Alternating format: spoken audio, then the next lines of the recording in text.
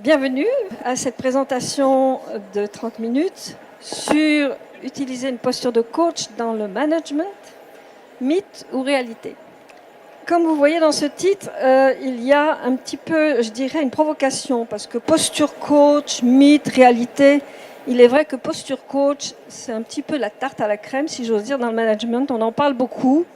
Est-ce qu'on le fait vraiment? Ça, c'est autre chose, mais en tout cas, c'est dans l'air du temps, c'est le moins qu'on puisse dire. Le contexte, c'est que nous vivons des changements vraiment accélérés dans le monde actuel, entre l'internationalisation, la mondialisation, maintenant la numérisation, qui est à la mode aussi. Donc, ceci requiert d'un manager des compétences managériales, certaines, je dirais même des compétences complexes de management.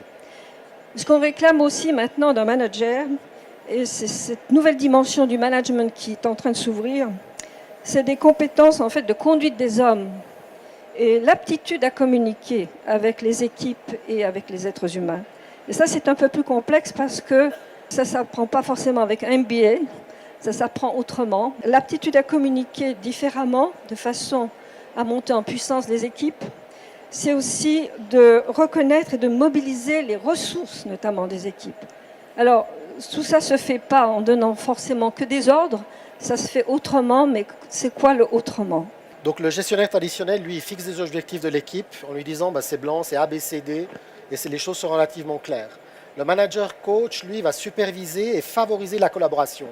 Parce qu'au final, bien sûr, il y a des objectifs d'équipe, mais chaque individu pourrait avoir une interprétation différente de ce qui doit être atteint. Et le coach, lui, va favoriser, va dialoguer. C'est rarement le rôle d'une seule et unique personne d'atteindre un objectif. C'est plusieurs individus.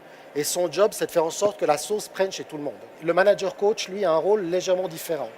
Son job est plus un rôle de facilitateur, d'inciter le dialogue, d'inciter les gens à s'exprimer. Il va mobiliser les gens.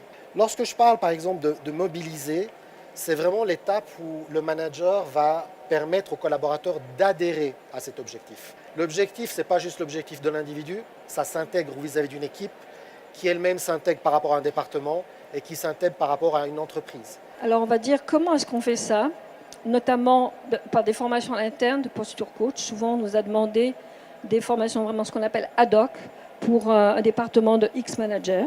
Donc, on ne fait pas de ces personnes des coachs, et ce n'est pas le but, mais on prend des compétences absolument fondamentales qui font que la personne va communiquer, va avoir un autre rapport avec l'équipe et avoir certains outils de coaching, par exemple les questions ouvertes, mais pas seulement. Comment parler aussi d'un objectif, par exemple, avec les équipes, etc.